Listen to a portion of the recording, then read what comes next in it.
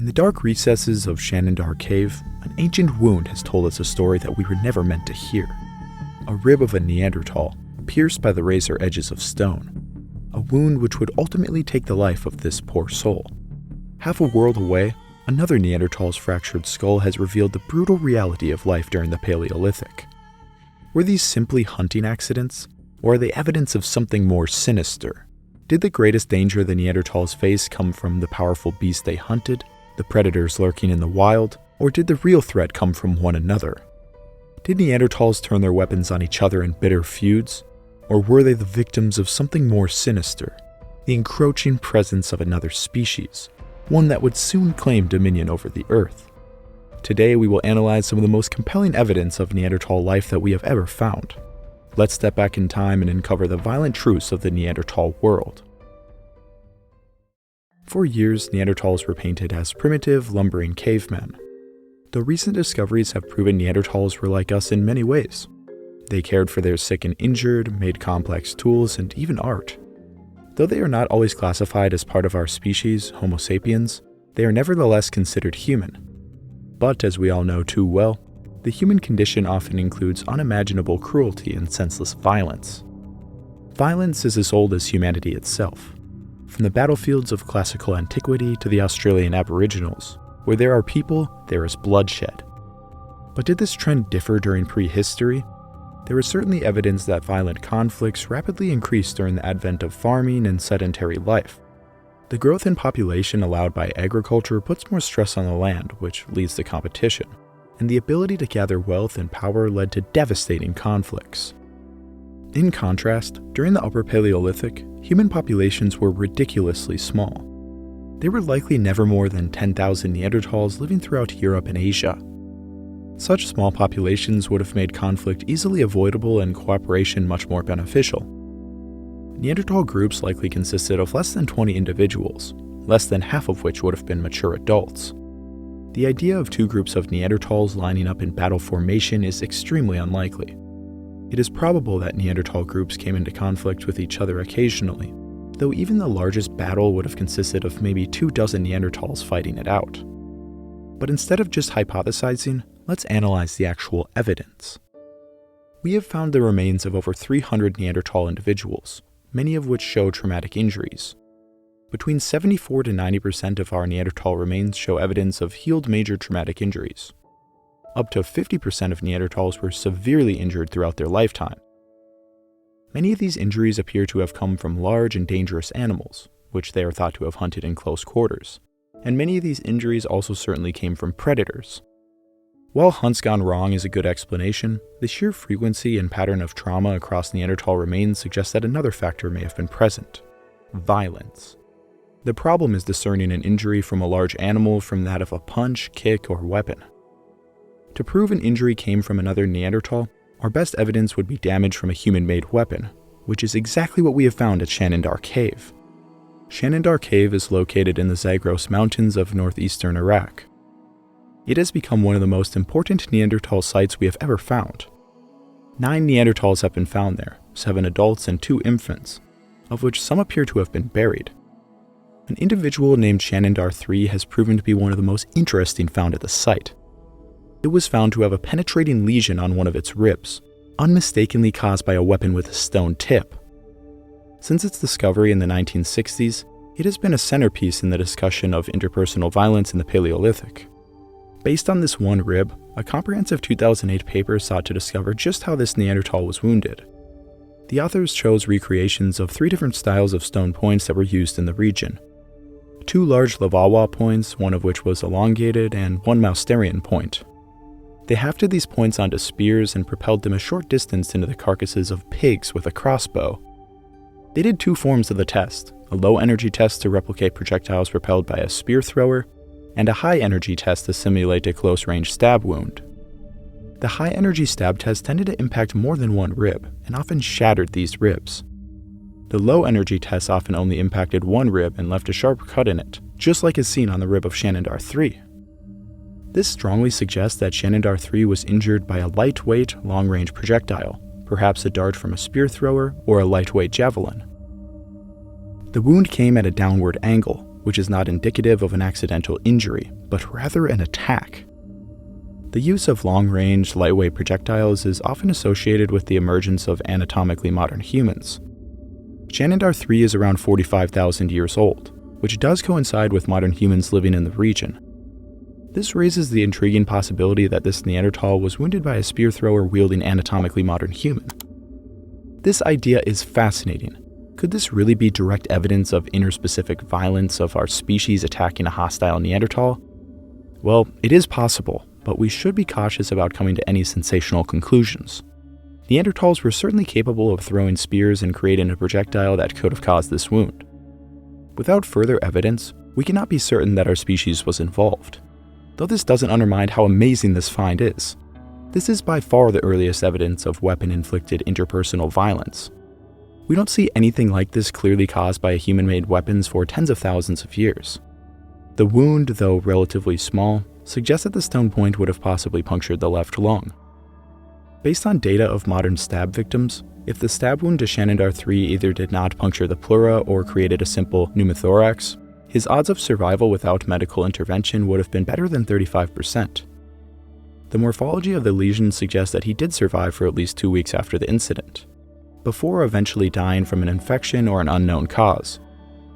It is possible that his aggressor came back and finished the job, though we have no evidence to support this conclusion. At Shanidar Cave, we have further evidence that conflict may have been occurring.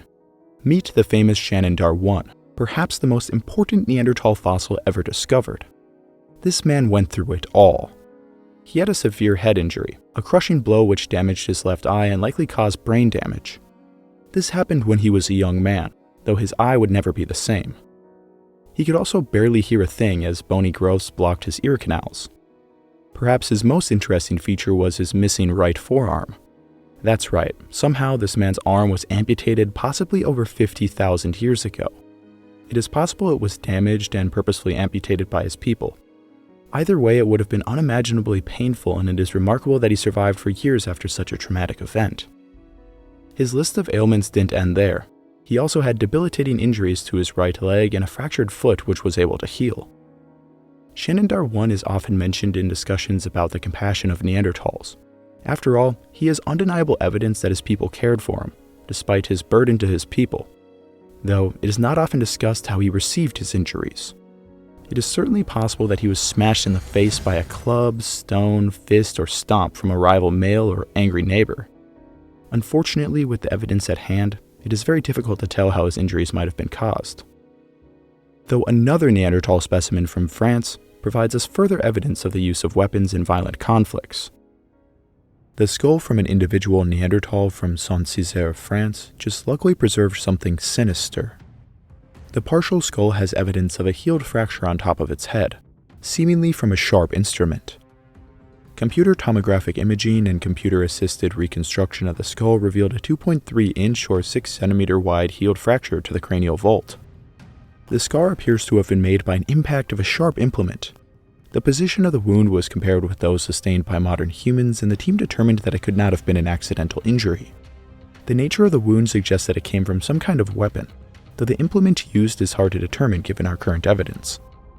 It is possible it was made by some kind of blunt force weapon, such as a wooden club or throwing club. Clubs can be made with sharp points, and if they are made out of hard wood, these points can certainly penetrate bone. Just for fun, I figured I'd test out wooden weapons on some fruit to show you. A wooden club is a very capable weapon. One powerful blow could have been fatal. Throwing clubs are another option.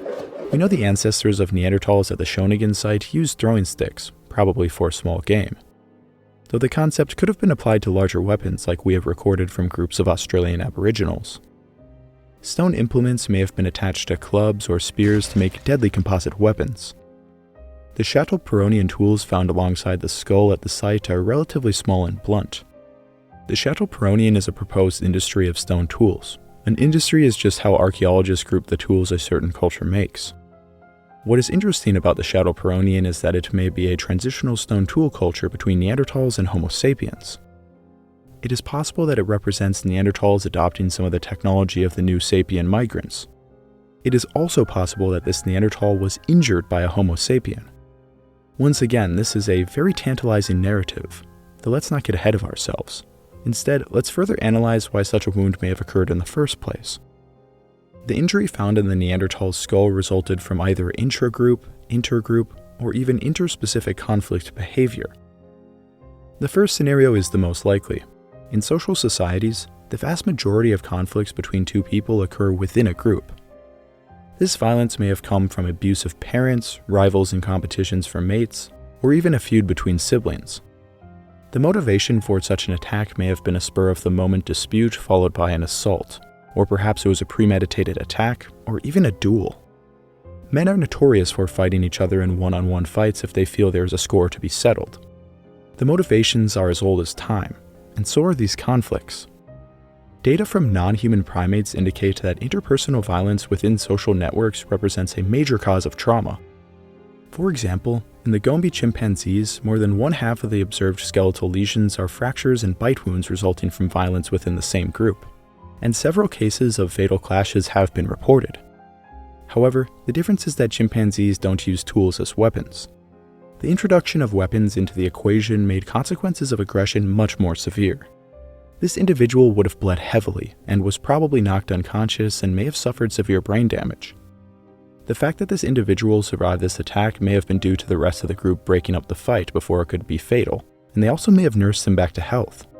One of the authors on the paper, Christoph Zollikofer, said, "Social controls may have been crucial to preventing fatal injuries from disrupting the group. When you have tools, it becomes much more dangerous. You need some sort of social constraints. When you are watching a street fight on the internet, bystanders often come in to break up the fight, as does the ref in professional fights when one opponent is no longer able to continue. Our social constraint is to stop the fight before any serious life-altering damage is done. And this behavior may have developed as a direct result of the advent of weapon wielding in our species. The overall most likely scenario given by our evidence is that a man was injured by another male in his group, though it is certainly possible that a member of a different group was responsible. As mentioned earlier, population densities were very low at this time, making avoidance the optimal strategy for any potential conflict. Though we will never know the specific circumstances surrounding this case, it is clear that Neanderthals were involved in violent conflicts involving weapons. Though what I have presented to you about Neanderthals so far may have reinforced your stereotypes about Neanderthals being savage brutes, let's not forget who we are. Interpersonal violence is common in our species, and especially in pre-industrialized societies. To accurately gauge how violent Neanderthals may have been, we can compare them to Upper Paleolithic modern humans who eventually took their place. A 2018 study looked at the prevalence of Neanderthal craniofacial trauma and other contextual data to try to answer this question. To be clear, many of these injuries may have been caused by large prey animals and predators. But either way, it is a great way to analyze just how dangerous the lives of these people may have been.